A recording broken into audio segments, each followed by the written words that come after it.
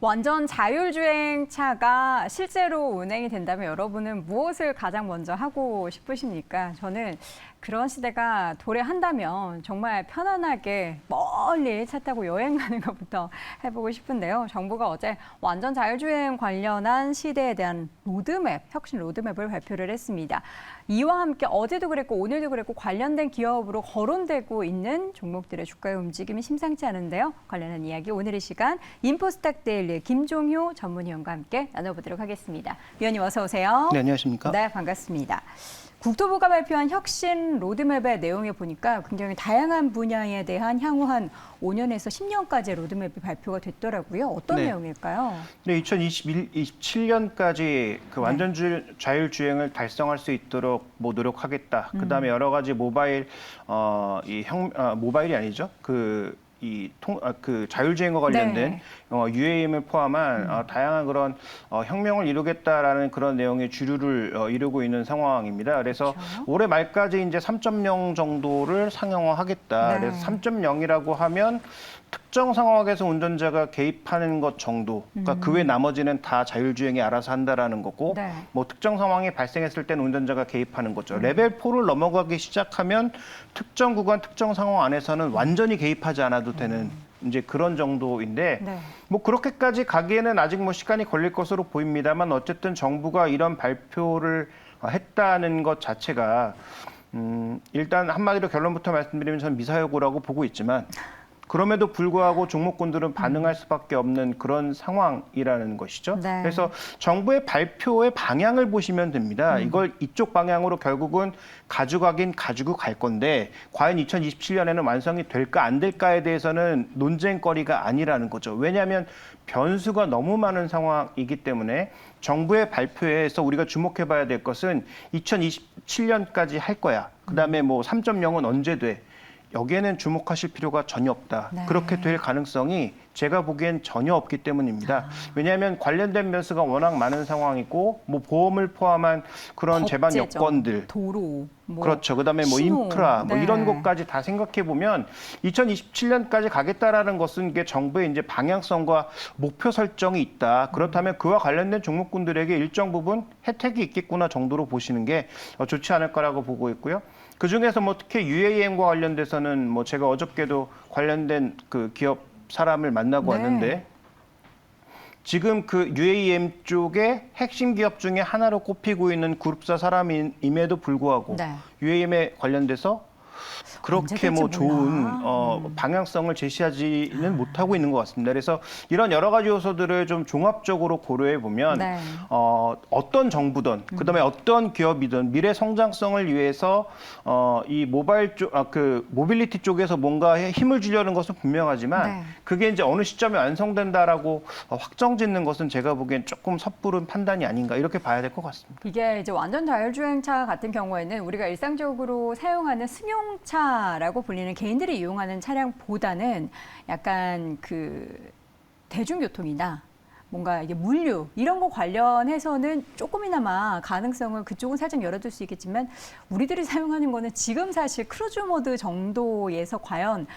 말씀하신 대로 완전 자율주행으로 가려면은 갈 길이 멀지 않았나라는 생각이 저도 동일하게 드는데요. 그럼에도 불구하고 오늘 관련한 자율주행 뭐 종목이다라고 거론되는 종목들의 강세가 보이고 있는데 대표적으로 어떤 종목들이 움직이고 있죠? 일단 뭐 모바일 어플라이언스 같은 경우 굉장히 강하고요. 뭐 모트렉스라든지 뭐 넥스트칩, 그 다음에 뭐 자동차의 눈 역할을 할 수 있는 그런 뭐 카메라 모듈 관련주들도 과거부터 뭐 꾸준하게 이런 얘기가 나올 때마다 강세를 보여주고 있죠. 모바일 어플라이언스 아시는 것처럼 HUD라든지 내비게이션 뭐 이런 것들에 대한 납품, 제조, 그다음에 유통 같은 것들을 담당하고 있는 기업이고요. 모트렉스 같은 경우에는 현재 지금 그 자율주행과 관련된 인포테인먼트 칩 뭐 이런 부분을 만들고 있다는 얘기가 나오고 있어서 계속 이제 관련주로서 우리가 알고 있고 넥스트 칩 같은 경우에는 그 오토모티브 관련된 자동차와 관련된 팹리스 업체다. 근데 자동차와 관련된 반도체도 종류가 정말 많거든요. 그래서 그와 관련된 팹리스 업체라는 점에서 이제 시장의 관련주로서 인정받고 있는 양상이고 말씀드렸던 대로 자동차의 눈 역할을 할 수 있는 그 카메라 관련주들 혹은 뭐 라이다 관련주들까지 우리가 영역을 넓혀볼 수 있을 것 같은데 이런 부품주들이나 어떤 특정 부품을 만드는 혹은 약간의 솔루션을 제공하는 업체들이 전체 자율주행의 대장주가 될 수는 없는 거죠. 다만 이런 뉴스가 나올 때 항상 그랬던 것처럼 좀 더 작은 종목 중에 부품을 공급하는 업체들이 일종의 테마주로서 시장에 영향력을 행사하고 있고요.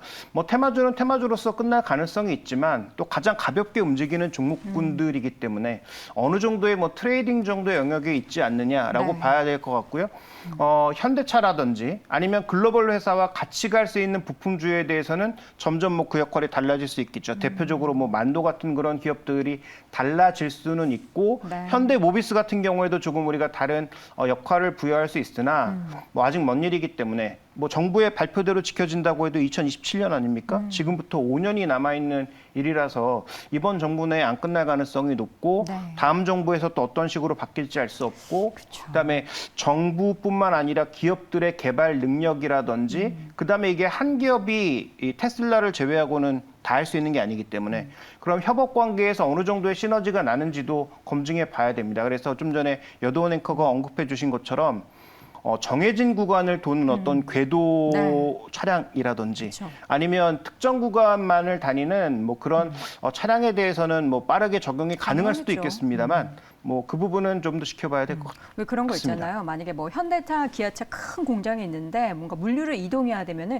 그 안에서는 루트가 워낙에 단순하기 때문에 그런 물류 이동에 대해서는 뭐 당연히 지금도 어떻게 보면 적용을 할 수 있는 상황인 그렇죠. 거고. 그래서 이제 네이버 같은 경우가 지금 실험하고 있는 것이 네. 네이버 이사옥에서 벌써 그러니까 뇌가 없는 로봇을 중심으로 해서 그 로컬 5G로 해서 그런 것들을 이미 좀 하고 있거든요. 그쵸. 그러니까 물류까지는 아니지만 그 여러 대의 로봇이 동시다발적으로 5G 지역 5G 안에서 움직이는 그런 움직임들은 벌써 나타나고 있기 때문에 아마 이제 공장 단위로 혹은 어떤 말씀해 주셨던 그런 지역 단위로 이런 것들이 나타날 가능성은 뭐 있다라고 봐야 되겠죠. 그래서 근데 이게 우리가 이제 생각하고 있는 사람이 아무것도 안 해도 되는 그런 자율주행과는 약간의 거리감이 있다는 그쵸. 측면에서는 분명히 좀 구분해 볼 필요가 있겠습니다. 냉정히 좀 판단을 해보도록 하겠습니다. 앞서서도 이제 위원님께서 어떻게 보면 정부가 좀 미사여구를 많이 쓰지 않았나라는 지적을 해주셨는데 2024년이면은 정말 어떻게 보면 1년 반도 안 남았어요. 이게 뭐 이거를 초로 볼지 중반으로 볼지 말로 볼지에 따라서 다르겠지만 일단 관련 법을 제정을 뭔가 정비를 필요하고요. 관련해서 우리나라 자율주행의 기술 수준이 어느 정도인지에 대해서도 냉정히 판단할 필요가 있는데 제가 재작년쯤에 서울대학교의 그 자율주행 분야에 있어서 굉장히 또 권위가 있으시던 교수님 만났거든요. 굉장히 자랑스럽게 얘기하시더라고요. 테슬라, 뭐 미국의 뭐 아마존, 구글 이런 데보다 우리나라 현대차가 자율주행 기술 굉장히 훌륭하다. 이런 얘기를 했는데 어떻게 보십니까? 뭐 그 교수님이 어느 쪽을 중심으로 얘기하셨는지 뭐 네. 제가 그 얘기를 정확하게 듣지 못했기 때문에 뭐 판단하기 힘들지만 네. 지금 대부분의 사람들이 인정하고 있는 건 어쨌든 이 자율주행과 관련돼서 넘버원은 테슬라다라는 것은 뭐 누구나 인정하고 있는 상황이죠. 테슬라는 약간 그 방법이 다릅니다. 그러니까 웨이모를 중심으로 해서 알파벳이 추구해 왔던 전반적인 자율주행은 어떤 식으로 가냐면 내가 차량에서 어떤 상황을 인식해서 그러니까 우리 사람과 똑같은 거죠. 눈으로 보고 눈으로 본 상황을 판단하고 인지해서 내가 행동하는 것이 자율주행의 전반적인 어떤 관점이라면 그러니까 신호가 바뀌고 이런 것들을 보고 움직이는 게 관점이라면 테슬라는 어떤 방식으로 하고 있습니까? 다른 자율주행차들이 레이더, 라이다, 뭐 카메라 온갖 센서들을 다 달고 있는 데 비해서 테슬라는 카메라만 하고 있는 이유는 지금 FSD 서비스를 이용하고 있는 차량들이 다양한 상황들을 이미지로 모두 저장하고 그 이미지를 모두 중앙 서버로 저장을 해서 네. 그 슈퍼컴퓨터가 각각의 상황을 스스로 인지해서 판단할 수 있도록 그 FSD, 풀 셀프 드라이브 서비스를 계속 업그레이드를 하는 형태로 가고 있는 거죠. 네. 그래서 우리처럼 눈으로 인지하고 가는 게 아니고 그냥 사진 전체로 상황을 인식해서 판단하는 것, 그다음에 그것을 전체적인 통신망으로 연결하는 것.